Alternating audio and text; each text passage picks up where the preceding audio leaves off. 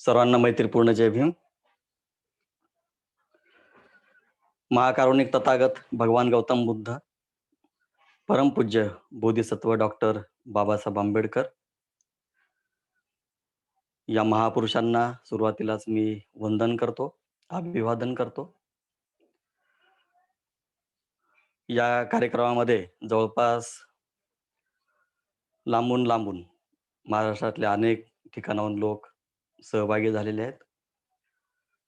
कल्याण, पुणे, संगमनेर, भुसावळ, भोकर, लातूर, परतूर आणि अजून बरेचसे राहू शकतात आणि औरंगाबाद शहरातले. काही धम्मचारी आहेत, काही बरेचसे धम्ममित्र आहेत, काही धम्मसहाय्यक आहेत आणि मध्यंतरी आपण जे दिवाळीचं शिबिर घेतलं, त्या दिवाळीतल्या शिबिरार्थी मधले बरेचसे लोक या वर्गामध्ये उपस्थित आहेत. तर आपल्याला मी काही पाहिलं नाही, पण जॉइन होण्याच्या अगोदर मी यादी पाहिली आणि यादीमध्ये बरेचसे लोक आहेत. आमचे 2 बंधू या वर्गाला जॉइन झालेले आहेत. नंदन कॉलनीमधले आमचे जुने मित्र आहेत. प्राध्यापक नरेंद्र बनसोडे सर. ते काही दिवसापासून रविवारच्या वर्गाला जॉइन होत आहेत. आणि दुसरे धम्ममित्र सिद्धार्थ पुनवटकर साहेब, हेही या वर्गाला जॉइन झाले. दोघांचं स्वागत करतो, हार्दिक स्वागत करतो त्यांचं. आणि आपण सर्वजण या वर्गामध्ये एका धम्म मार्गावर आपण जे सगळे आरूढ झालेलो आहोत, त्या मार्गाचे आपण सगळे सहप्रवासी आहोत. आणि म्हणून हा जो मार्ग ज्या महामानवांनी सांगितला, या जगामध्ये मानवी इतिहासामध्ये ज्यांनी पहिलं धम्मचक्र प्रवर्तन केलं, अशा भगवान बुद्धाचा जो काही महिमा आहे, जी काही गौरवगाथा आहे, ती आपण जरी दररोज सांगत बसलो, तर आपल्याला आयुष्य कमी पडत जाईल. आणि म्हणून आणि बरीचशी कल्पना म्हणजे किमान बौद्धिक पातळीवरची आणि तोंड ओळख आपण ज्याला म्हणू, तर बुद्धाबद्दल सर्वसामान्य माणसांना आहे. परंतु ज्या पद्धतीनं सूर्य असतो, सूर्यमालिका असते आणि सूर्यमालिकेमध्ये अनेक ग्रह असतात. जसं पृथ्वी आहे, नेपच्यून आहे, म्हणजे आपण जर सगळे मंगळ, बुध, गुरु असं पाहिलं, तर हे सगळे ग्रह जे आहेत, हे सूर्याने प्रकाशित आहेत. हे स्वयंप्रकाशित नाहीत आणि म्हणून परंतु सूर्यापासून त्यांनी जी काही ऊर्जा आणि प्रकाश घेतला, त्याच्यातून मात्र त्यांनी स्वतंत्र जीवसृष्टी, आपली स्वतंत्र अस्तित्व निर्माण केलं. आणि म्हणून ज्या पद्धतीने या सूर्य मालिकेमध्ये सूर्याचं स्थान आहे आणि मग सूर्यापासून जे काही निर्माण झालेले ग्रह, उपग्रह आणि हे सगळे तारे आहेत, त्याच पद्धतीनं मानवी जीवनामध्ये, मानवी इतिहासामध्ये बुद्धाचं स्थान जे आहे, हे हे सूर्यासारखं आहे. सूर्य ज्या पद्धतीनं स्वयंप्रकाशित आहे आणि जगाला तो प्रकाश देतो, ग्रह, उपग्रह, तारे यांना प्रकाशित करतो आणि त्यांच्यामध्ये जीवसृष्टी निर्माण करतो. अशा प्रकारचं मानवी जीवनातला सूर्य, मानवातला सूर्य आपण ज्याला ओळखतो, ते म्हणजे तथागत भगवान गौतम. आणि म्हणून बाकीचे जे काही म्हणजे सूर्याला सांगण्याची गरज नसते. तो उगवतो आणि तो प्रकाशित करतो सगळ्यांना. तो दररोज उगवतो आणि सगळ्यांना प्रकाशित करतो, ऊर्जा देतो आणि उष्णता देतो. त्याच्यातून जीवसृष्टी त्याचं चलनवलन आहे. आणि त्याच पद्धतीनं हा माणसातलं सूर्य प्रत्येकाच्या म्हणजे तो ऐतिहासिक आहेच आहे. तो निर्माण झाला, त्यांनी प्रकाशित केलं जगाला आणि तो प्रकाश, ती ऊर्जा अजूनही कायम आहे. ती असंख्य पिढ्या प्रकाशित करेल, ऊर्जावान करत राहील. आणि मग या सूर्यापासून जे ग्रह आणि उपग्रह आपण ज्याला म्हणतो, तारे निर्माण झाले. असंख्य तारे, लक्षावधी आणि कोट्यावधी तारे बुद्धाच्या हयातीमध्ये आणि आतापर्यंत 2500 जवळपास 64 वर्ष झाले. आतापर्यंत हे सगळे महामानव अगदी आपण बाबासाहेबांची जी धम्मक्रांती म्हणतो, या सगळ्या प्रवाहामध्ये अखेरचा टप्पा आपल्या वर्तमान काळातला तो बाबासाहेबापर्यंत पोहोचतो. आणि मग असे जे असंख्य बुद्धाचे शिष्य आहेत, ज्यांनी बुद्धाकडून प्रेरणा घेतली, बुद्धाकडून ऊर्जा घेतली, बुद्धाकडून बुद्धत्वाचा अनुभव घेतला, संबोधीचा अनुभव प्राप्त केला आणि बुद्धानं ज्या पद्धतीनं लोकांच्या दुःखाला फुंकर घालून त्या दुःखमुक्तीचा मार्ग सांगितला आणि असंख्य लोकांना दुःखमुक्ती केली. त्या मार्गावर अनेक लोक बुद्धासारखे झाले. अनेक लोकांनी अरहंत पदाची प्राप्ती केली आणि मग ही प्रक्रिया जिथून सुरुवात झाली, असा पहिला जर आपण व्यक्ती पाहिला, तर तो कौंडिन्य आहे. आणि म्हणून मागच्या एका वर्गामध्ये आपण जी सुरुवात केली होती, तर भगवान बुद्धाबद्दल आपण पाहिलं होतं आणि आज आपण मात्र मग त्यांचे जे काही संबोधीचा अनुभव आहे, प्रज्ञेचा अनुभव आहे, यथाभूत ज्ञानदर्शनला आपण म्हणतो. जगाचं जे काही सत्यदर्शन आहे, या सगळ्याचा प्रभाव आणि अनुभव ज्यांनी घेतला, त्याच्यातला पहिला शिष्य आपण बघतो, ते कौंडिन्य आहेत. आणि म्हणून आज आपण आपला वर्ग आपल्याला माहीत आहे, की 11 ते 12:30 पर्यंत 1.5 तासाचा असतो आणि 12:30 पर्यंत आपण हा वर्ग समाप्त करूया. माझ्याकडे 1 तास आहे. 1 तास काय माझ्याकडून होणार नाही, कारण कौंडिन्याबद्दल आपण जर शोधण्याचा प्रयत्न केला तर खूप नाममात्र काही गोष्टी आहेत, परंतु त्या अतिशय महत्त्वपूर्ण आहेत. म्हणजे बुद्धानंतर दुसरा बुद्ध या पृथ्वीतलावर निर्माण होणं आणि म्हणून कौंडिन्यासारखा जर आपण एक व्यक्ती जो बुद्धानं अनुभूती घेतली, संबोधी, यथाभूत ज्ञानदर्शन, जगाचं सत्यदर्शन घेणारा पहिला बुद्धानंतर जो कोणी असेल, तो कौंडिन्य आहे आणि आपण या वर्गामध्ये कौंडिन्याविषयी माहिती आपण बघणार आहोत. तर आपल्याला बंधूंनो माहीत आहे, की महामायेचं स्वप्न पडलं महामायेला आणि अ, त्या स्वप्नाचा अर्थ सांगण्यासाठी जे 8 विद्वान त्या शुद्धोधन राजांनी महालामध्ये बोलवले आणि स्वप्नाचा अर्थ सांगण्यासाठी या 8 विद्वानांना पाचारण करण्यात आल्यानंतर त्यांना सांगितलं, की असं-असं काल रात्री स्वप्न पडलेलं आहे महामायेला आणि या स्वप्नाचा अर्थ काय? कारण पांढरा शुभ्र हत्ती स्वप्नामध्ये आलेला आहे. म्हणजे त्याच्या सुरुवातीला चतुर महाराजिक जे लोक आहेत, त्या चतुर महाराजिक लोकांनी हिमालयामध्ये आपल्या महामायेचा पलंग नेलेला आहे. तिथं सजवलेलं आहे सगळं. त्या चतुर महाराजिकच्या पत्नी सेवा करत आहेत आणि अशा या प्रसन्न हिमालयाच्या त्या सगळ्या ह्याच्यामध्ये पांढरा शुभ्र त्याच्या सोंडेमध्ये पांढरं शुभ्र कमल घेऊन आलेला आहे आणि तो विनंती करतो, की "हे माते, मला आता या पृथ्वी तलावर अंतिम जन्म ग्रहण करायचा आहे. तर तू मला तुझी कूस देईल का जन्म देण्यासाठी? कूस देऊ शकते का?" आणि तो पांढरा शुभ्र हत्ती मग 6 सोंड असलेला त्याचा अतिशय मोठा प्रतिकात्मक अर्थ आहे. यासाठी, की माझे आता हे सगळे 6 जन्म झालेले आहे. शेवटचा 7वा जन्म घ्यायचा आहे आणि तो मला तुझ्या उदरी घ्यायचा आहे. मला पुढचा जन्म घ्यायचा आहे. बाबासाहेबांनी हत्तीचं प्रतीक नाही दिलं, पण सुमेधाचं तिथं उदाहरण दिलेलं आहे. ते स्वप्न सांगितलं. तर हे स्वप्न जे गूढ आहे, 50-54 वर्ष झाली होती. 54 वर्ष म्हणजे आपण जर पुस्तकामध्ये ग्रंथ पाहिले, तर 54 वर्ष झाली होती शुद्धोधनाला. त्यांना पुत्रप्राप्ती झाली नव्हती. 16व्या वर्षी लग्न झालेलं शुद्धोधन आणि महामायेचं.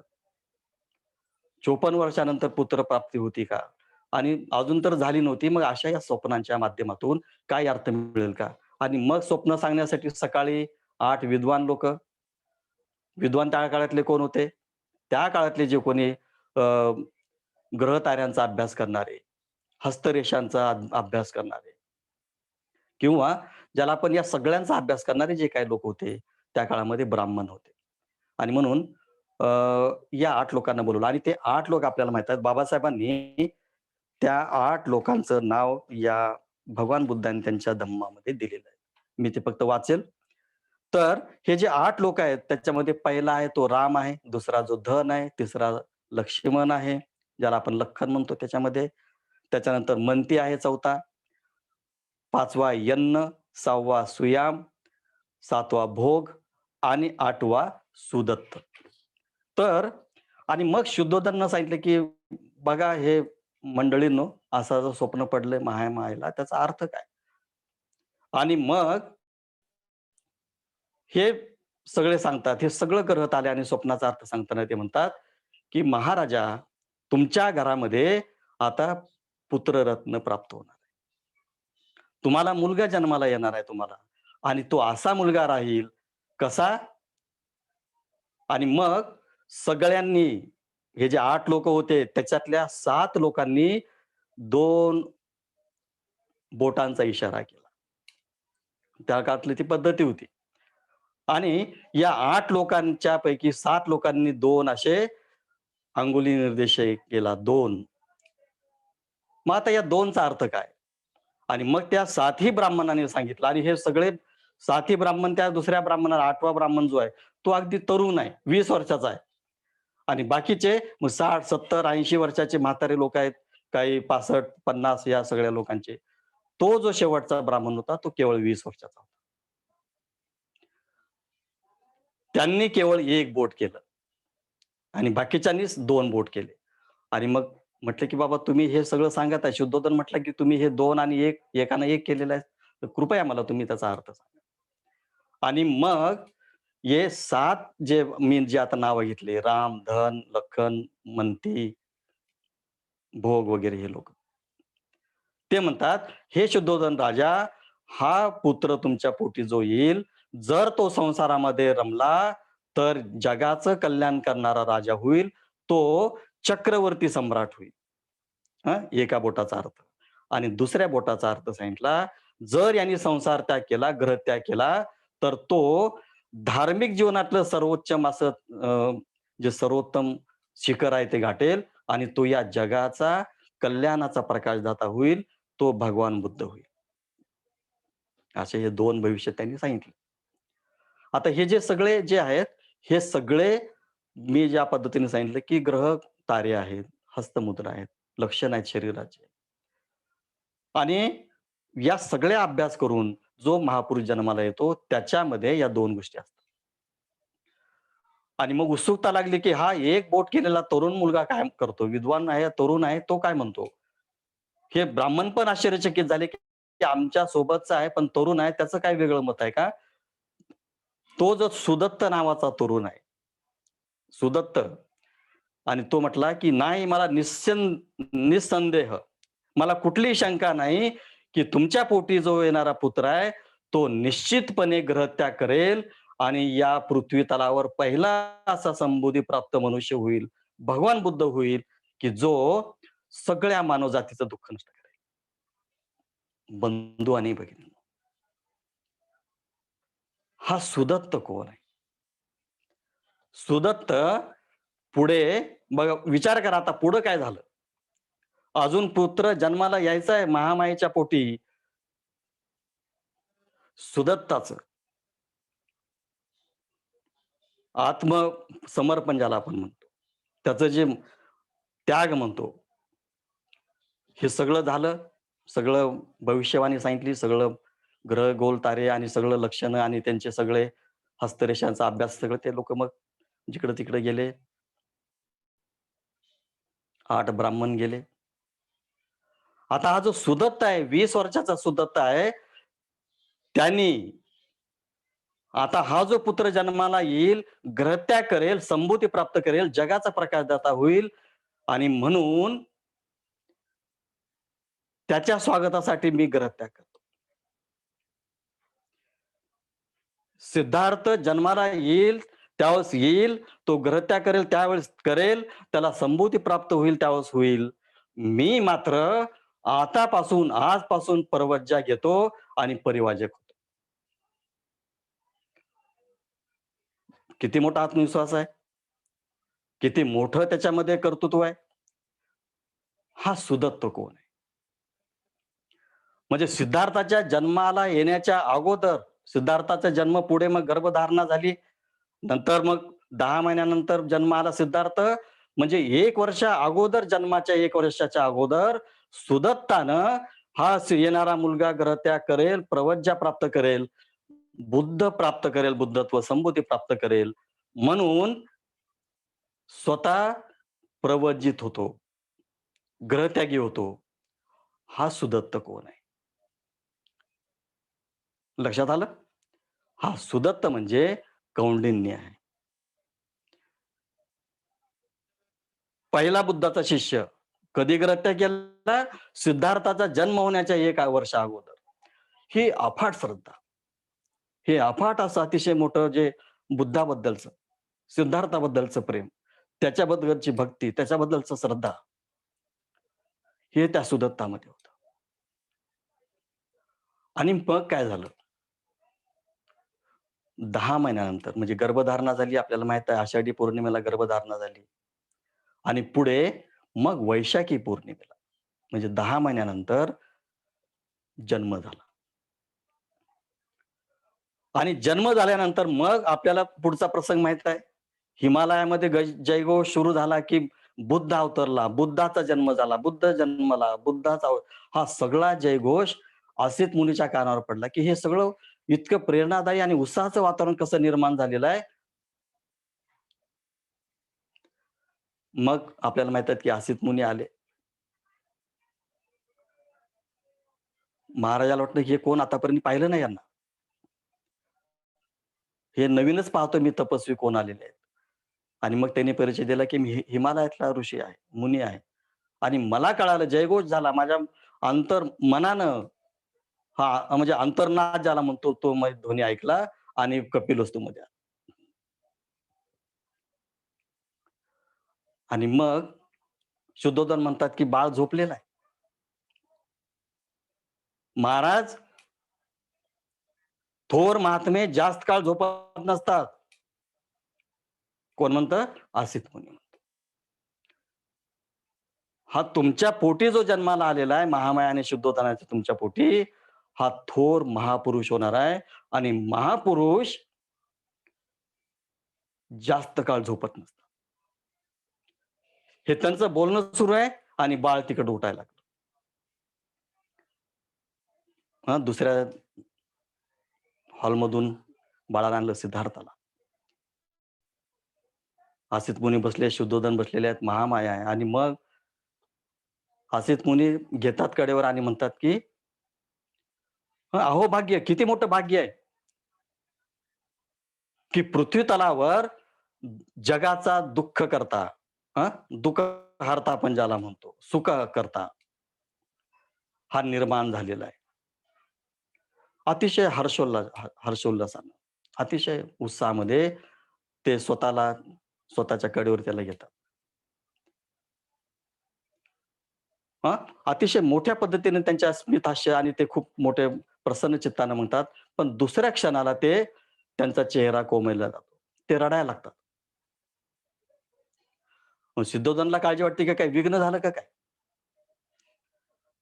इतकं मोठं भविष्य वर्तवलं 8 ब्रह्मणांनी, तुम्ही इतक्या लांबून आलात, काय काय विघ्न आहे का काही? महाराज विघ्न नाही. हसतो यासाठी की हा बुद्धच होणार आहे. सुदत्तानं जे सांगितलं होतं, की हा नव्हे, एकच उंगली त्यांनी हे केली होती, एकच बोट गेलं होतं, की नाही हा बुद्धच होणार आहे. अशा पद्धतीनं असित मुनीनं सुद्धा सांगितलं, की हा बुद्ध होणार आहे. त्याच्यामुळं मी हसत आहे. त्याच्यामुळं मी उत्फुल्लित आहे. त्याच्यामुळं मी प्रेरणादायी, त्याच्यामुळं मी उत्साहित आहे. हर्षोल्लास. पण ज्यावेळेस हा संबुद्धी प्राप्त करेल आणि धर्मचक्र प्रवर्तन करेल, त्यावेळेस मात्र मी नसेल. कारण मी आता वृद्ध झालेलो आहे. कधी माझा मृत्यू येईल मला सांगता येत नाही. आणि म्हणून रडतो यासाठी, की ज्यावेळेस हा भगवान बुद्ध संबुद्धी प्राप्त करेल, धम्मचक्र प्रवर्तन करेल, जीवन मुक्तीचा इथं जो काही तो उपदेश करेल, तो उपदेश ऐकण्यासाठी मी नसेल. यासाठी रडतोय. आणि मग हे पण जातात आणि सगळं मग कार्यक्रम चालू होतो शुद्धोधनाचा, की सुदत्त आणि असित मुनीनं जे भविष्यवाणी केली, त्याला आपल्याला काय करता आलं याचा पायबंद करता आला पाहिजे. आपण तिकडे जाणार नाही. आपला जो विषय आहे, की हा सगळा भाग जो आहे, भगवान बुद्धाच्या जीवनासंदर्भात आणि मी ज्या पद्धतीनं सुरुवातीला सांगितलं, की सूर्याच्या प्रकाशाने जे असंख्य लोक प्रकाशित झाले, त्याच्यातला पहिला जो प्रकाशित झालेला व्यक्ती आहे, पहिला ज्ञानी जो आहे, तो आहे कौंडिन्य. आपण त्याची कथा पाहूया. तर कौंडिन्य हा कपिलवस्तूच्या जवळच राहणारा, त्याच्या जवळ जे द्रोणवस्तू नामक गाव होतं ते. द्रोणवस्तू नावाचं गाव होतं. तिथं हा एका ब्राह्मण कुटुंबामध्ये जन्मला. आता आपल्याला एक ध्यानात ठेवता आलं पाहिजे. ज्यावेळेस आपण हे साहित्यामध्ये वाचतो ब्राह्मण बोधिसत्वाच्या रूपानं तिथं ब्राह्मण रूपानं जन्माला आला किंवा त्या गावामध्ये ब्राह्मण राहत होता. तो परिवाजक होता. तर त्या काळातली जी काही प्रवज्या घेण्याची जी काही बाब होती, विशेषकर त्याच्यामध्ये साधारणतः 99% असं म्हणू, की ते ब्राह्मण वर्गातले परिवाजक होते. नंतर मग सिद्धार्थ गौतम असतील किंवा वर्धमान महावीर असतील, हे जे क्षत्रिय कुळामध्ये जन्माले होते, ते सुद्धा मग परिवाजकांचा पायंडा त्यांनी पाडला. म्हणून ब्राह्मण संस्कृती आणि श्रमण संस्कृती या 2 संस्कृतीच्या माध्यमातून भारताचा इतिहास आहे तो विकसित झालेला आहे. ब्राह्मणांची वैदिक संस्कृती ती ब्राह्मण संस्कृती आणि बुद्ध महावीरांची जी संस्कृती आहे त्याला आपण श्रमण संस्कृती म्हणतो. हा भाग आपल्याला बघता आला पाहिजे. आणि मग कपिलवस्तू जवळचं जे काही द्रोणवस्तू नावाचं गाव होतं त्याच्यामध्ये कौंडिन्याचा जन्म झाला. त्यांचे जे वडील होते ते महासार अतिशय मोठा श्रीमंत माणूस होता आणि कौंडिन्याचं जे नाव ठेवण्यात आलं ते कौंडिन्य. त्याचं गोत्र होतं. जसं आपण म्हणतो ना, सिद्धार्थ गौतम बुद्ध म्हणतो. तर सिद्धार्थ नाव ठेवण्यात आलं आणि सिद्धार्थाचं जे गोत्र होतं त्याच्यावरून मग गौतम अशा पद्धतीनं ते सिद्धार्थ गौतम झालं.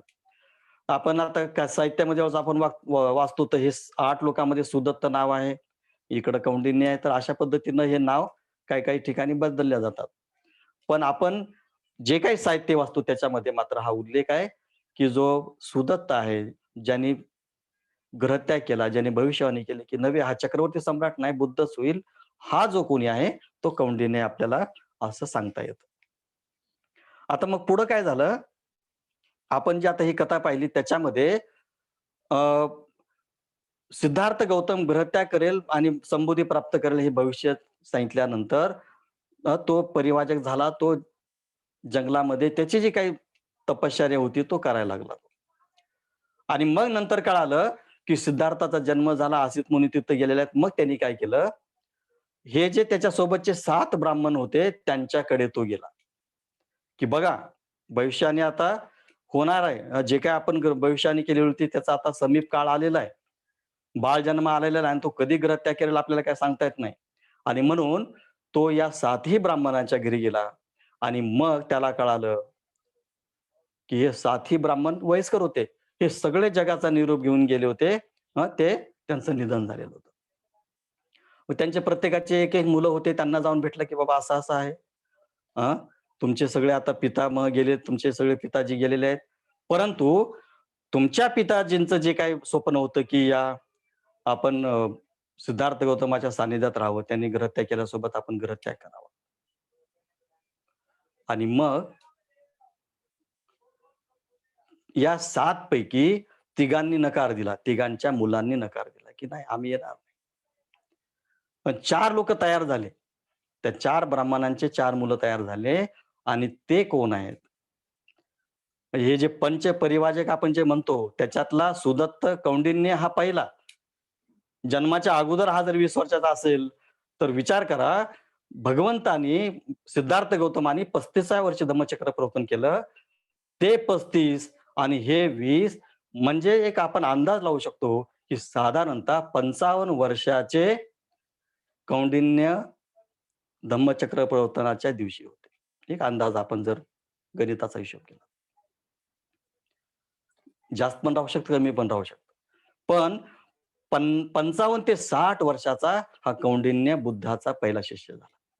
आणि मग कौंडिन्य या 4 लोकांना घेऊन गेला, जे मग त्यांचे मुलं होते त्या 7 पैकी 4 आणि हे पंचवर्गीय भिक्षू.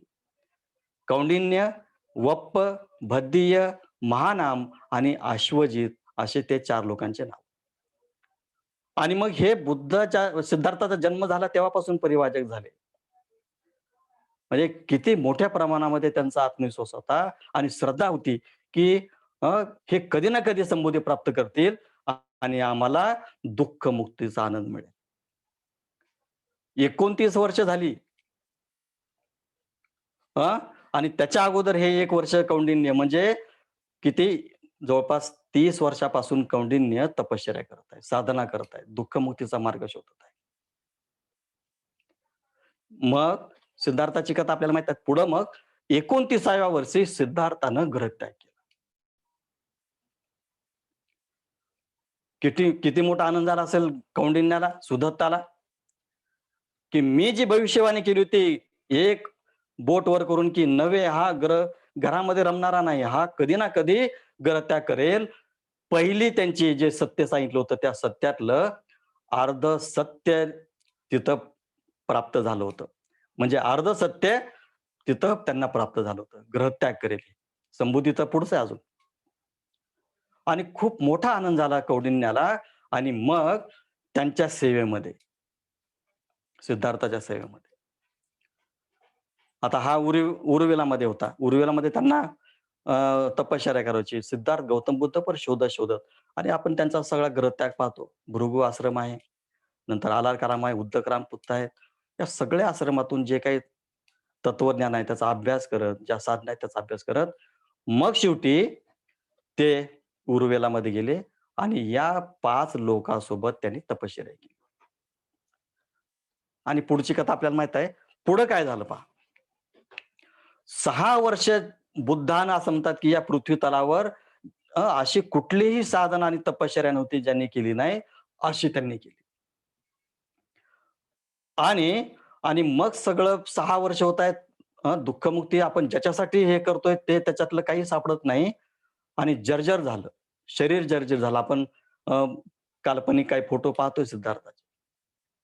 बुद्धाचं वर्णन पण त्यांनी स्वतः केलेलं आहे, की मी ज्यावेळेस माझ्या डोक्यात हात लावायचो होतो त्यावेळेस जसं वाळलेलं ज्या पद्धतीनं एक भोपळा असतो, वाळलेला भोपळा सगळ्यांनी पाहिलाय आपण.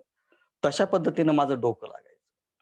मी ज्यावेळेस माझ्या पोटावरून हात फिरवायचो तर मला कमरेचा जो मणका आहे तो माझ्या हाताला यायचा. शरीरावरचं सगळं जे मांस आणि चमडी आहे ती अशी घट्ट झाली होती शरीराला, की हाडाचा सापळा. इतकी मोठी तपश्चर्या आणि खोल हे हे जे डोळे आहेत, त्याचं खूप सुंदर वर्णन बाबासाहेबांनी आणि ज्यांनी ज्यांनी चरित्रकार लिहिलंय त्यांनी लिहिलेलं आहे. बुबुळं सगळे खाली खाली गेले होते.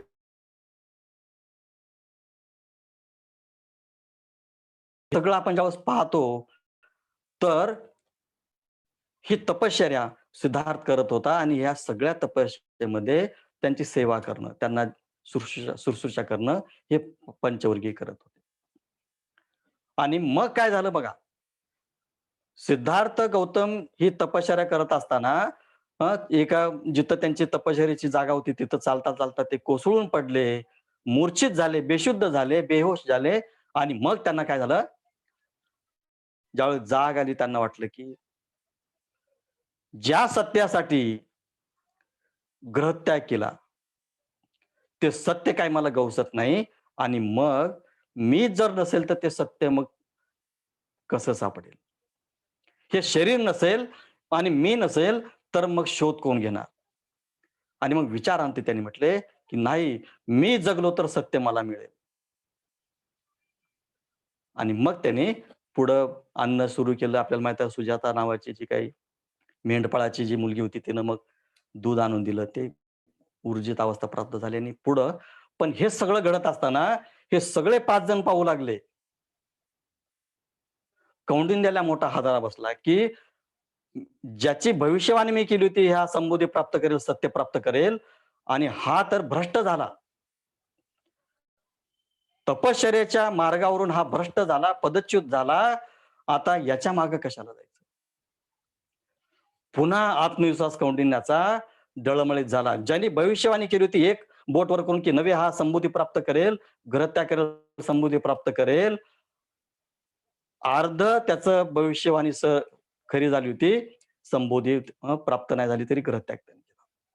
पण हा जर ह्या मार्गापासून दूर झाला, तर संबोधी कशी प्राप्त होईल?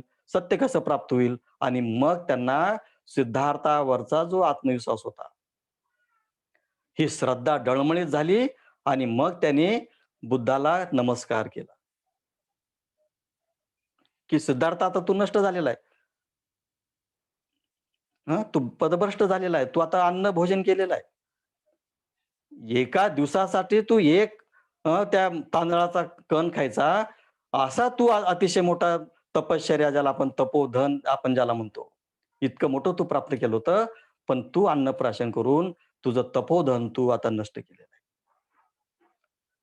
कृपा कर आता आम्हाला तुझ्यासोबत यायचं नाही. आम्ही तुझा मार्ग आता सोडतो. आम्ही आमचं निघून गेले हे. कुठे गेले?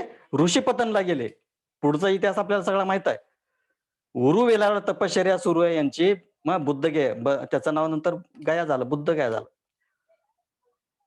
आणि मग सिद्धार्थानं अन्नप्राशन केलं, सुजाताची खीर खाल्ली. पुढे त्यांचा इतिहास आपल्याला माहीत आहे. 40 दिवसाचं मग भोजन खाद्य त्यांनी सामग्री जमा केली आणि लहानपणी 7 वर्षाचा असताना मी जे जांभळाच्या वृक्षाखाली जे ध्यान केलं होतं, त्या ध्यानाचं मला आठवण त्यांनी सिद्धार्थ म्हणतात, की ते मी प्रथम ध्यानामध्ये गेलो होतो त्या ध्यानामध्ये.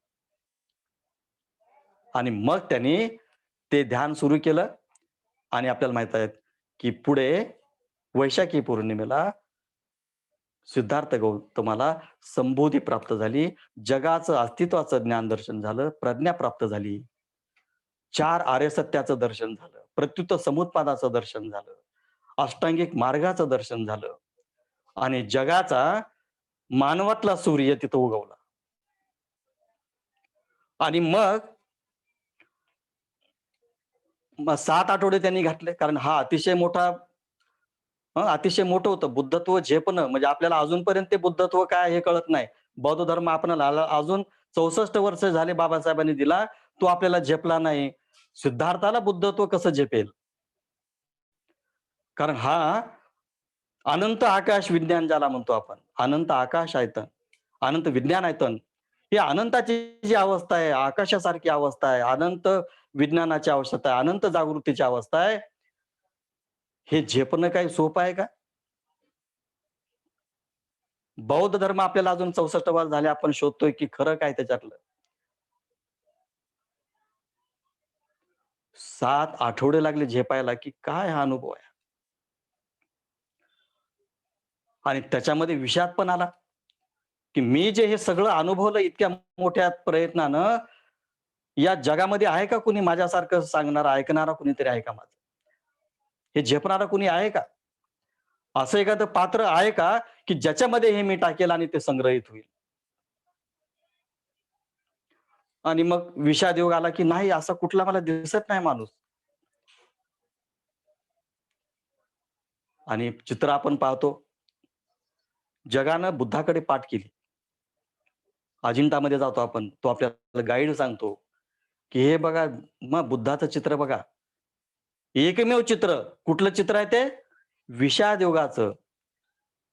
हे चित्रात्मक आहे, प्रतिकात्मक खूप मोठ्या पद्धतीने आपल्या बौद्ध त्या आचार्यांनी सांगितलेलं आहे. एकमेव असा एक प्रसंग आहे, की ज्याने जगाकडे पाठ केली. तो कुठला प्रसंग आहे? हे जे मी केलेलं आहे, मला जे प्राप्त झालेलं आहे, हे अनुभव घेऊ शकतात. आणि मग विषाद योग आहे, ब्रह्मसंपत्ती आहे, ताटव्यांचा सगळा प्रसंग आहे, तलाव आहे, त्याच्यात कमल पुष्प आहेत. हा सगळा प्रसंग पाहिल्यानंतर आणि मग त्यांना वाटलं, की येस काहीतरी लोक असू शकतात. ज्या पद्धतीनं कमळं हे चिखलातून वर आलेलं आहे. चिखलामध्ये काही फुलं आहेत, काही कळ्या आहेत, काही वर आल्यात आणि काही पूर्णपणे उमललेले आहेत. मी पूर्णपणे उमललेला असलो, तरी काही मात्र विकसित होणाऱ्या कळ्या आहेत. त्या भविष्यामध्ये उमलू शकतात. आणि मग पुन्हा त्यांनी निर्धार केला आणि बहुजन हिताय बहुजन सुखाय. कुणाला सांगायचं? त्यांनी पाहिलं आलारकाराम पुत्र निघून गेलेले आहेत. त्या जगाचा निरोप घेतलेला आहे. त्यांचं निधन झालेलं आहे. कुठे आहेत ते? 33 लोकांमध्ये आहेत. शुद्ध भूमीमध्ये आहेत. बुद्धाचा धम्म मनुष्यासाठी आहे. जीवनमुक्त झाले नाहीत ते. कामलोकामध्येच आहेत.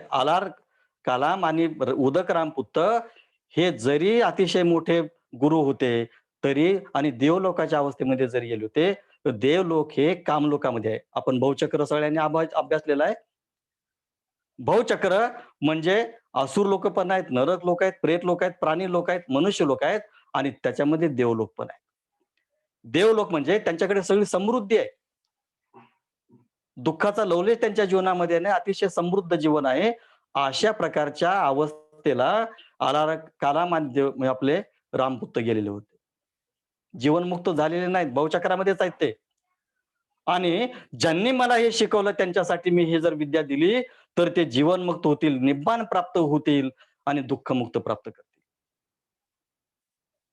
म्हणजे दोघं गेलेले मग त्यांना आठवले, की नाही मग माझ्याकडे कुठला पर्याय? तर केवळ हे पंचपरिवाजक आहेत.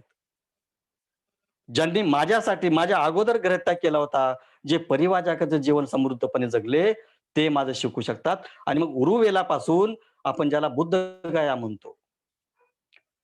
तिथून मग कुठे गेले? ऋषीपतन सारनाथमध्ये. जिथं हे परिवाजक तिथं त्यांची कुटी स्थापन करून तिथं राहत होते. त्यांचं जीवनयापन करून. आता आपल्याला माहिती आहे, की जाता-जाता उपक नावाचा तिथं शिष्य भेटला आणि उपकाची कथा मी 2 मिनिटांमध्ये पण ते जाता-जाता सांगतो. म्हणजे संबोधी प्राप्त झाल्यानंतर हा सगळा विचार केल्यानंतर जगाच्या कल्याणाचा मार्ग धम्मचक्र प्रवर्तन करण्यासाठी जाता-जाता मध्ये उपक भेटला. उपकाचं मी सगळं सांगणार नाही. त्यांनी विचारले, यक्ष आहेत का, किन्नर आहेत का, देव आहेत का, राक्षस आहेत का, मनुष्य आहेत का, सगळं विचारलं. बुद्धानं म्हटलं, की "हे उपका, ज्या कारणामुळे हे देव आहेत, ज्या कारणामुळे राक्षस आहेत, ज्या कारणामुळे यक्ष आणि गंधर्व आहेत, मनुष्य आहेत, देव आहेत, त्या कारणांचा मी क्षय केल्यामुळं मी यातला कुणी नाही. मी कोण आहे? मी सम्यक संबुद्ध प्राप्त झालेला बुद्ध आहे." येतं का ध्यानामध्ये? देव, यक्ष, किन्नर, मानव हे सगळे लोकं काम लोकातले आहेत. तृष्णाक्षय त्यांचा अजून झालेला नाही. आणि म्हणून अ, ज्या कारणामुळे हे मनुष्य आहेत, देव आहेत, राक्षस आहेत, किन्नर आहेत, त्या कारणांचा मी क्षय केलाय. याला तर हेच माहीत होते. बुद्ध नावाचा तर पहिलाच व्यक्ती समोर दिसतोय. आणि उपक, "असशील बाबा तू," असं म्हणून तो पुढे जातो. उपकाची कथा आहे. उपक हा नग्न संन्याशी आहे. महावीरांचा निगट्ट पुत्ताचा शिष्य आहे. अंगावरचं वस्त्र नाही, इतका मोठा तो परिवाजक आहे. पुढे त्याची कथा म्हणजे आता विषय आला म्हणून सांगतो. खरं तर आपल्याला कौंडिन्याला न्याय द्यायला पाहिजे. हा उपक ज्यांनी पहिला बुद्धाचा शिष्य होणार होता कौंडिन्याच्या अगोदर, यासाठी मी सांगतोय. उपकानं जर प्रश्न विचारला असता, की बुद्ध म्हणजे काय? तर मग कदाचित तथागतानं सांगितलं असतं, की बुद्ध म्हणजे काय? ज्याने तृष्णाक्षय केलाय. आणि मग उपकानं प्रश्न केला, की तृष्णा म्हणजे काय? तर हे सगळं धम्मचक्र प्रवर्तन जे कौंडिन्य आणि त्यांच्या 4 लोकांसमोर बुद्धानं प्रवर्तन केलं, ते कदाचित उपकाच्या समोर पण झालं असतं. आता उपक काय? बुद्धाच्या समोरून निघून जातो. कालांतरानं ज्यावेळेस आपण उपकाचा संदर्भ पाहतो, उपकाचा संदर्भ असा आहे, की कालांतरानं काही वर्षानंतर हा उपक कोळी जातीच्या मुलीच्या प्रेमामध्ये पडतो. कोळीण, जे मासे पकडणारे लोक असतात ना, कोळी समुदायाच्या मुलीशी त्याचं प्रेम होतं.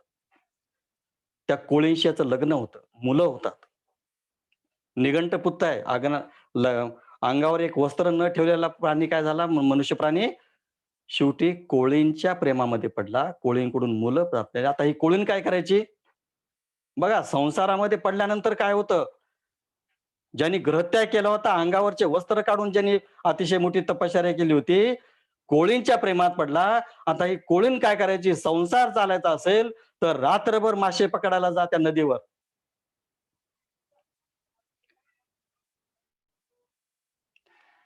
बिचारा रात्रभर त्या नदीमध्ये जाळं टाकून बसायचा. पहाटे-पहाटे सगळे मासे त्या जाळ्यामध्ये अडकायचे. ते सगळे मग जाळ्यामध्ये मासे आणायचं टाकून आणि घरी आल्यानंतर म्हणायचं, की "जा आता फटफट होऊ लागली." फटफट म्हणजे पहाट होऊ लागली. "बाजारात जा आणि दिवसभर विक्री करून मला आणून दे." उपक पहाटेला बाजारामध्ये जायचा, माशी विक्री करायचा, संध्याकाळी पुन्हा घरी यायचा. गृहस्थ आश्रम आणि संन्यास आश्रम. गृहस्थी लोकांना काय करावं लागतं, उपकाकडे पाहतो. आपण बघतो. संन्यासी ज्यावेळेस होतो, भिक्षू होतो, परिव्राजक होतो, त्याला काय करायचं असतं म्हणजे आणि आपल्या समोर पर्याय आहेत. गृहस्थी जीवनाचा ससेमिरा लावून घ्यायचा का निब्बाणाचा मार्ग. हे 2 पर्याय भंते संघर्षित आणि बाबासाहेबांचे आपण जेवढे उपकार मानले पाहिजेत. बाबासाहेबांनी तिसरं धम्मचक्र प्रवर्तन केलं आणि सांगितलं, की बुद्धाच्या काळामध्ये मार्ग होता संन्यासाचा आणि परिव्राजकाचा. आजच्या काळामध्ये घरामध्ये राहून, गृहस्थी लावून, नोकरी करून, मुलं-बाळ करून, प्रपंच करून तुम्ही बुद्धाचं आचरण करू शकता आणि निब्बाण प्राप्त करू शकता. आता उपकासारखं आपल्याला म्हणजे निगंट नातपुत्त अगदी अंगावरचं वस्त्र काढण्याची गरज नाही आणि रात्रभर मासे पकडायचे आणि दिवसभर मासे विक्रीची गरज नाही. आपण जिथं आहोत, तिथं आपण निब्बाणाचा साक्षात्कार करू शकतो. हे बाबासाहेबांनी दाखवलेलं आहे. बाबासाहेबांनी आयुष्यभर कधी गृहत्याग केला नाही, संन्यास केला नाही, पण बोधिसत्व म्हणून ते अजरामर झालेले. भंतेंनी हेच बाबासाहेबांचं सूत्र उचललेलं आहे आणि गृहस्थ लोकांची, ज्यांचा पाय एक संसारामध्ये राहील आणि दुसरा पाय निर्वाणामध्ये राहील.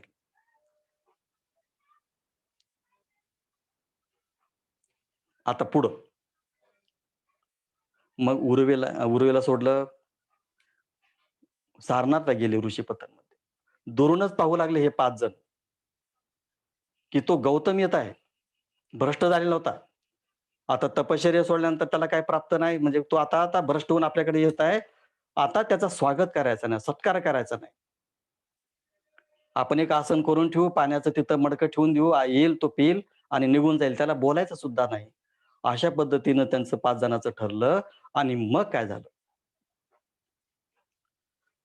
बुद्ध तथागत जसे-जसे येऊ लागले, तसे-तसे म्हणजे बघा एखादी बेल जर वाजली तर त्याचे तरंग ज्या पद्धतीने आपल्याला अतिशय मोहित करून टाकतात. एखादं संगीत जर कुठं वाजत असेल तर आपण सहजगत्या त्या संगीताच्या वलयामध्ये जातो. तशा प्रकारची अवस्था झाली. बुद्धत्वाचं वलय हळू मग त्याच्यातला पहिला कौंडिन्य उठला. जो सिद्धार्थाच्या जन्माच्या अगोदर गृहत्याग केलेला आहे असा परिव्राजक तथागत जसे जवळ येऊ लागले तसा पहिल्यांदा तो उठला. आता हे तर मुलं होते. बाकीचे त्या 4 लोकांची मुलं होते.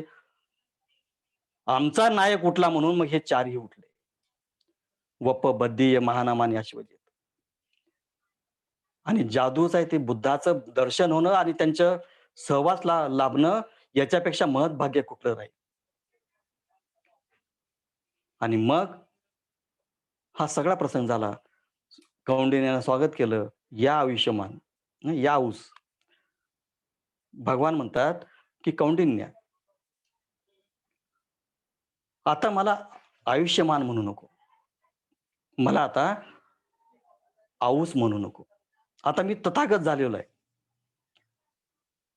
आणि मी संबोधीचा अनुभव घेतलेला आहे. मला तथागत म्हणा. आणि मग असं म्हटल्यानंतर मग चर्चा सुरू झाली. तुम्ही भ्रष्ट झाले होते असं सगळं आपण जे म्हणतो, की पहिला संपर्क झाला. आणि मग हे सगळं बोलताना म्हटले, भगवान बुद्ध म्हणतात, "कौंडिन्या, मी कधी तुला आपण इतके वर्ष सोबत राहिलो, 6 वर्ष सोबत राहिलो, पण तुला मी कधी असं बोललो का? आता जे मी तुला बोलत आहे, याच्या अगोदर तू माझं असं ऐकलेलं आहे." कौंडिन्याला अतिशय मोठा प्रसन्न झाला. तो अतिशय मोठा त्याचे जे काही संध्या आणि शंका होत्या त्या निसरून गेल्या आणि म्हटलं, की "तथागता, तुम्ही आता जे बोलत आहेत, ते आम्ही कधीही याच्यापूर्वी ऐकलं नव्हतं." आणि मग पुढं काय झालं? पुढं मग बुद्धानं सांगितलं, की "मी तथागत आहे." तथागत म्हणजे मी जे तथ्य जाणलेलं आहे. तत आगत हे जे तथ्य आहे, हे माझ्यामध्ये आलेलं आहे. तथ्य मी जाणलेलं आहे. या अर्थानं तथागत म्हणतात. तथ्य जाणलेला, सत्य जाणलेला मी आहे आणि म्हणून आपण तथागत म्हणावं अशा पद्धतीने. आणि मग असं म्हटल्यानंतर कौंडिन्यानं पण काय केलं, कौंडिन्यानं पण भन्ते म्हटलं. आयुष्यमान म्हटलं नाही. भन्ते, बसावं तुम्ही. मग पाणी दिलं त्यांना.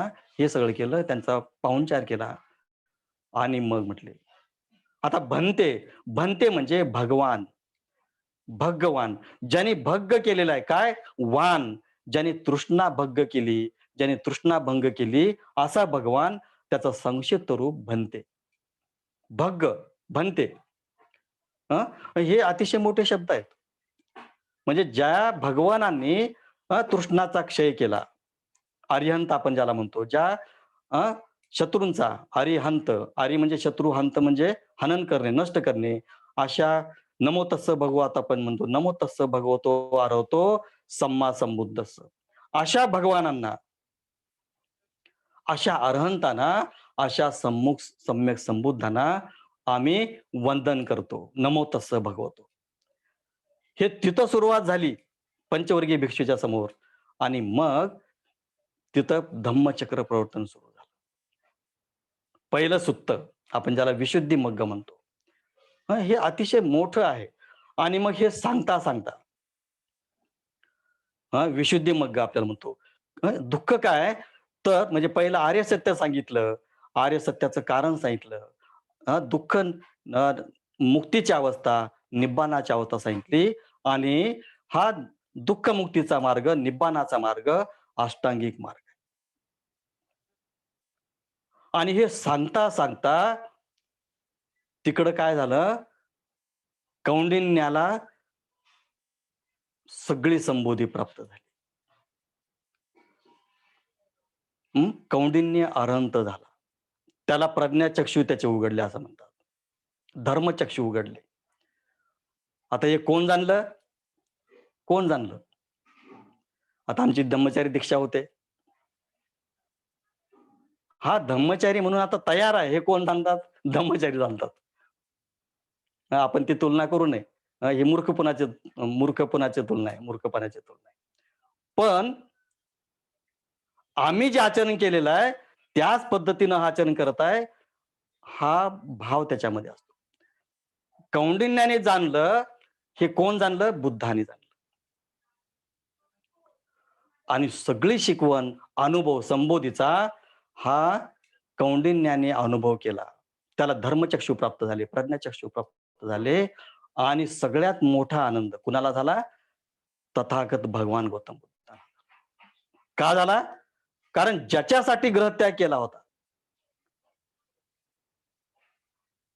त्या मानवी कल्याणाचा मार्ग त्याला जाणणारा मी या भूतलावर एकटा होतो, परंतु आता मी एकटा नाही. माझ्यासोबत कौंडिन्य आहे. हा अतिशय मोठा भगवंताला आनंद झाला आणि त्या आनंदाच्या भरामध्ये भगवंताच्या मुखातून उदान बाहेर पडलं. काय उदान बाहेर पडलं? "ऐयासी वत भो कौंडिन्य ती कौंडिन्य." हे उदान आहे. काय उदान आहे? "ऐयासी वत भो कौंडिन्य ती कौंडिन्य."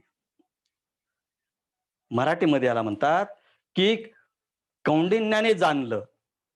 कौंडिन्याने जाणलं. अहो भाग्य! हे अतिशय मोठं भाग्यवान आहे. अतिशय मोठा आनंदाचा आहे, उत्स्फूर्ततेचा, अतिशय मोठा हर्षोल्लासाचा क्षण आहे, की मी जो अनुभव घेतला, मी जे जाणलं होतं, हे सगळं कौंडिन्याने जाणलं. आणि मग हा आनंदाचा क्षण अतिशय मोठा आहे. आपल्याला जर कोणी असा मित्र सापडला, तर किती आनंद होतो आपल्याला? माझ्या विचारांचा आहे, सहसोबती आहे, दुःखामध्ये येतो, आनंदामध्ये येतो, अडचणीला मदत करतो.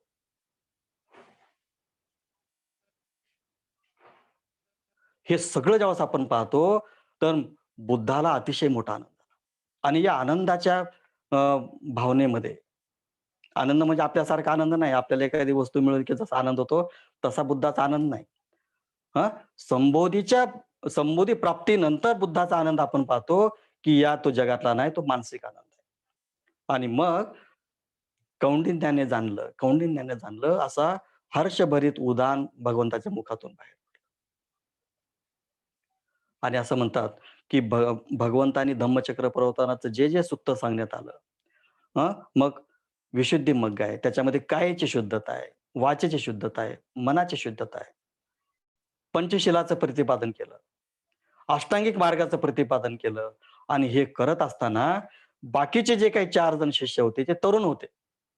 वप्प, बद्धीय, महानाम आणि अवशेजित ते मग त्यांना धर्मचक्षु प्राप्त झाले. म्हणजे ते श्रोतापन्न अवस्था प्राप्त झाली. आणि असं म्हणतात, की हे सगळं वर्षावासाचं पहिला वर्षावास आपण ज्याला म्हणू, या पहिल्या वर्षावासामध्येच हे 5 ही लोक अरहंत झाले. आणि मग भगवान बुद्ध आणि हे 5 अशा 6 जणांचा अतिशय मोठा भाग ज्यांनी अनुभव घेतला संबोधीचा, असे पृथ्वी तलावर 6 लोक झाले. आता मग पुढं काय झालं? आणि मग पुढं काय झालं? भगवान जेतवनामध्ये आहेत. हा प्रसंग झाला. सगळी संबोधी झाली. त्याच्यानंतरचा इतिहास यशचा आहे. आपण तो पुढे बघणारच आहोत. जे बुद्धाचे अनुयायी आहेत, ते आपण सगळ्यांचा जवळपास जेवढं शक्य होईल आपण ते बघणार आहोत. मग पुढं काय झालं? अशा पद्धतीने हे पंचवर्गीय भिक्षू अरहंत झाले. आणि मग कालांतरानं भगवान जेतवनामध्ये खूप मोठ्या सभेमध्ये आहेत. मी आता हे टप्प्याटप्प्याने पुढे जात आहे. आणि मग सांगितलं. सगळ्या भिक्षू संघ समोर आहे, भगवान बसलेले आहेत आणि मग तिथं सांगतात, की सगळ्यात प्रथम बुद्धाचा प्रथम शिष्य कौंडिन्य, सगळ्यात प्रथम माझी शिकवण समजून घेणारा हा कौंडिन्य आहे आणि आपल्या सगळ्यामध्ये तो ज्ञानी आहे. सगळ्यामध्ये ज्ञानी आहे. आपल्याला माहित आहे की कौंडिन्य हा सिद्धार्थाच्या जन्माच्या अगोदर पंडित होता. आपण ते पाहिलं ना, 8 जे ब्राह्मण आहेत त्याच्यामधला. आणि म्हणून सगळ्या या भिक्षूमध्ये तुमच्या कौंडिन्य तुमच्यामध्ये ज्ञानी आहे. आणि तो सगळ्यामध्ये आता इथं हिंदीमध्ये सांगितलेलं आहे, की "वो कहीं अधिक समय तक खडे रहने वालों में से." त्याचा अर्थ काय? त्याचा अर्थ असा आहे, की तपश्चर्येचा मार्ग आपण ज्याला म्हणतो, जी कौंडिन्याने केली होती, सगळ्यात जास्त अधिक वेळ तो उभा राहू शकतो. चारिकेला तुम्हाला उभं राहावं लागतं. घरी बसल्या तुम्हाला कोणी भिक्षा आणून देणार नाही. धम्मप्रचाराला तुम्हाला उभा टाकून जावं लागतं, रांगत जावं लागत नाही. सबसे अधिक समय तक खडे रहने वाला कौन भिक्षू है? तो कौंडिन्य है. असं उद्गार ते बुद्ध करतात. आणि दुसरी एक म्हणजे कौंडिन्य प्रथम शिष्य असताना सुद्धा हे हे त्याचं मोठेपण आहे कौंडिन्याचं, की ज्या वेळेस भगवंत पुढे बसायचं धम्मोपदेश करण्यासाठी समोर बसायचे, उच्च आसनावर बसायचे, कौंडिन्य कधीही बुद्धाच्या समोर बसला नाही. समोर म्हणजे बुद्ध समोर आहेत आणि त्यांच्या पहिल्या रांगेमध्ये कौंडिन्य कधी बसला नाही. तो कधीही दुसऱ्या लाईनमध्ये बसायचा, दुसऱ्या रांगेत बसायचा. हे आपल्याला शिकता आलं पाहिजे. धम्मचारी धम्ममित्रांनी. बुद्धाचा पहिला शिष्य जरी असलो, तरी दुसरे जे शिष्य आहेत त्यांच्यामध्ये आणि बुद्धामध्ये येऊ नये. ही अतिशय मोठी भावना, श्रद्धेची भावना. बुद्धामध्ये आणि इतर शिष्यामध्ये मी येऊ नये. मी जरी पहिला शिष्य असलो तरी तो त्यांच्या पाठीमागे बसायचा. हे आपल्याला जमेल का हो? हे सगळं आपण ज्यावेळेस बुद्धाचं साहित्य वाचतो, याच्यातून आपल्याला पण बोध घेता आला पाहिजे. तो कधी असा अहंकारानं कधीच हे झाला नाही, की मी बुद्धाचा पहिला शिष्य आणि बुद्धाच्या बाजूलाच बसेल किंवा बुद्धाच्या पहिला मान माझा समोर बसण्याचा आहे. हे अरहंत ज्याला म्हणतो, की त्यांनी सगळं सगळं पितळून टाकलंय ज्याने असं म्हणतो. अग्नीनं तप्त झालेला माणूस असा अहंकार आहे, ज्याने क्षणासर्व केलेला आहे. कुठलंही आता काही राहिलं नाही, सन्मान राहिला नाही, अपमान राहिला नाही. हे त्याचं श्रेष्ठत्व आहे. तो मागे बसायचा. अनेकांनी तुम्ही आणि बुद्धाच्या मध्ये मी येऊ नये अशी तो भान राखायचा. आणि पुढं मग असं म्हणतात, की त्याच गावामध्ये जिथं कौंडिन्य होतं त्याची बहीण राहत होती. दुरणवस्तू नावाच्या गावामध्ये त्याची बहीण राहत होती. ती मंतानी नावाची ती बहीण होती. तिचा एक मुलगा होता. त्याचं नाव पूर्ण होतं. तो तिच्या घरी गेला आणि मग आपल्या बहिणीला सांगतो, की असं-असं आहे आपल्या जवळच भगवंत राहतात. आणि तुझा जो पुत्र आहे, त्याला माझ्यासोबत दे, मी त्याला बुद्धाचा शिष्य करतो. त्या बहिणीनं पण ऐकलं आपली आपली बहीण ऐकत नाही. बहीण ऐकते का आपली? तिला किती म्हटलं आपण, की चला इकडं, तर ती ऐकत नाही. आता व्यावहारिक अडचणी असतात.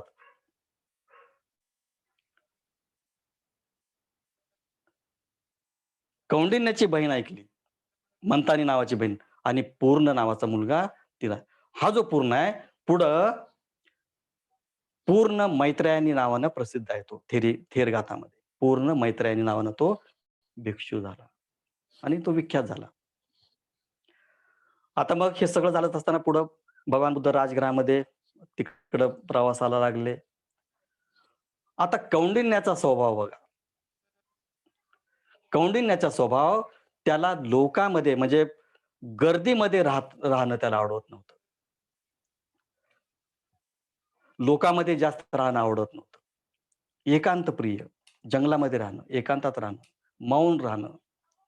अशा स्वभावामुळं तो कौंडिन्य काय झाला या गर्दीपासून दूर जाण्यासाठी तो मग राजगृहाच्या जवळ मंदाकिनी नावाची नदी आहे. त्या नदीच्या किनाऱ्यावर छदंत वन म्हणून त्या वनामध्ये ते राहिले. एकटेच. ध्यान साधना करायचे. त्यांना जे काही करायचं होतं ते एकांतवासी करायचे आणि असं म्हणतात साहित्यामध्ये, की त्यांना जे वन्य प्राणी होते, विशेषतः हत्ती आहेत, दुसरे जे प्राणी आहेत, त्यांना ते केळी किंवा जे काही फळं राहायचे ते आणून द्यायचे. अशा कथा त्यांच्या सुंदर रंगलेल्या. आता मग, आता आपल्याला माहीत आहे, की भगवंतांनी धम्मचक्र प्रवर्तन केल्यानंतर जर कौंडिन्याचं वय 55 ते 60 वर्षाचं असेल, तर भगवंतांनी ज्यावेळेस हे सगळं धम्मचक्र प्रवर्तन केलं, अनेक त्याच्यामध्ये वर्ष झाली. कौंडिन्य म्हातारा झाला. झाला का नाही? म्हणजे बुद्धाचं धम्मचक्र प्रवर्तन झाल्यानंतर तो 60 वर्षाचा जर असेल, तर पुढचे 10 वर्ष आपण जरी म्हटलं तर 70 वर्षाचा झाला असेल. आणि मग त्याला वाटलं, की आता मी म्हातारा झालेला आहे. हे शरीर कधी पण माझं नष्ट होईल. मग जाता-जाता मी भगवान बुद्धाची भेट घ्यावी आणि मग ते भगवान बुद्धाचं दर्शनासाठी आणि त्यांचं हे करण्यासाठी, शेवटचं दर्शन घेण्यासाठी बुद्धाकडे गेले. बुद्धाचं दर्शन घेतलं आणि मग त्यांचं मग परिनिर्वाण झालं. आता मग परिनिर्वाण झाल्यानंतर 500 लोकांच्या भिक्षूच्या उपस्थितीमध्ये अनिरुद्ध यांनी 10 क्रिया केल्या. हे आपण आपल्याला शिकता आलं पाहिजे. म्हणजे 500 भिक्षूंचा समुदाय आहे. त्याचे नेतृत्व अनिरुद्ध करत आहेत. अनिरुद्ध कोण? सिद्धार्थ गौतमाचा चुलत भाऊ. शुक्लोदनचा पुत्र अनिरुद्ध आणि महानाम. त्याच्या नेतृत्वाखाली 10 क्रिया झाल्या आणि हे पण आपल्याला शिकता आलं पाहिजे, की कुणाचा आपल्या घरामध्ये मृत्यू झाला. हे जे आपण वाचतो ना, त्याचा बोध घेता आला पाहिजे आणि आपल्या जीवनात पण त्याचा अंतर्भाव केला पाहिजे. कुणाच्या नेतृत्वामध्ये अंत्यविधी होणार आहे, हे आपल्याला ठरवता आलं पाहिजे. माझ्या अंत्यविधीचं नेतृत्व कोण करणार आहे? कुणाच्या नेतृत्वात होईल आणि कसं होईल? भंतेचं निधन झालं 2018 मध्ये 30 ऑक्टोबरला. भंतेंनी त्यांचं सगळं मृत्यूपत्र तयार केलं होतं आणि माझा मृत्यू झाल्यानंतर माझा अंत्यविधी कसा होईल, कोण काय-काय करेल, हे सगळं लिहून ठेवलं होतं. आपण पाहिलं का नाही? 10 तारखेला म्हणजे 10 नोव्हेंबरला त्यांचं जे काही अंत्यविधी झाला. आपण सगळ्यांनी त्या या माध्यमातून नेटच्या माध्यमातून किती शिस्तबद्धपणे अधिष्ठानमधून ती यात्रा निघते, अंत्ययात्रा निघते. 4 लोकं त्याचं नेतृत्व करतात. एक जण पूजापाठ करत आहे. किती पद्धतीने. जगभरातले त्यांचे जे मोठे शिष्य होते, त्या सगळ्या शिष्यांचा अंतर्भाव त्याच्यामध्ये झाला होता आणि आपल्याला माहीत आहे की धम्मपालन गाथा त्या शेवटच्या बनतेच्या कार्यक्रमाच्या अंत्यविधीचा अ, भारतानं चंद्रबुद्धीच्या माध्यमातून ते धम्मपालन गाथ्याला तिथं सन्मान मिळालेला होता. कौंडिण्याचं अंत्यविधी अनिरुद्धाच्या नेतृत्वात झाला. आपल्याला हे सगळं करावं लागेल. ज्यावेळेस माझा मृत्यू होईल, तर माझ्या मृत्यूचं नेतृत्व कोण करावं? काय-काय होईल? हे आपल्याला करता आलं पाहिजे. आणि मग असं म्हणतात, की मग रक्षा विसर्जनासाठी प्रत्यक्ष भगवान बुद्धाकडे रक्षा आणण्यात आला आणि जिथं स्तूप निर्माण करण्यात आला होता, त्या स्तूपामध्ये भगवंताच्या हस्ते कौंडिण्याची तिथं अस्थी ठेवण्यात आल्या. किती मोठं भाग्य आहे कौंडिण्याचं. 20 वर्षाचा असताना अतिशय मोठी घोषणा केली होती, की हा पुत्र जन्माला येईल, ग्रहत्याग करेल आणि संबोधी प्राप्त होईल. जन्माला येईल अथवा न येईल, यांनी ग्रहत्याग केला होता, परिवर्जा घेतली होती. ही अतिशय मोठी भक्तीची भावना, अतिशय मोठी श्रद्धेची भावना जी कौंडिण्यामध्ये होती. ती कृतज्ञता भगवान बुद्धांनी स्वतःच्या हाताने अस्थि विसर्जन करून त्या स्तूपामध्ये अस्थि ठेवून हे कृतज्ञता व्यक्त केलेली आहे बुद्धाने. आणि म्हणून बंधू आणि भगिनींनो, हे सगळं आपण पाहतो, की मनुष्यामध्ये अगर कौंडिण्यासारखी श्रद्धा असेल, तर त्याला प्राप्ती होऊ शकते. श्रद्धा हे बल सांगितलेलं आहे. परंतु केवळ श्रद्धेनं काम चालत नाही. हे हे जे आपण पाहतो परिवाचक आणि कौंडिन्य सिद्धार्थानं अन्न खाल्लं, प्राशन केलं आणि ते मग जसे निघून गेले. केवळ श्रद्धेवर आपलं धर्मजीवन चालणार नाही. श्रद्धेवर निपानाचा मार्ग नाही.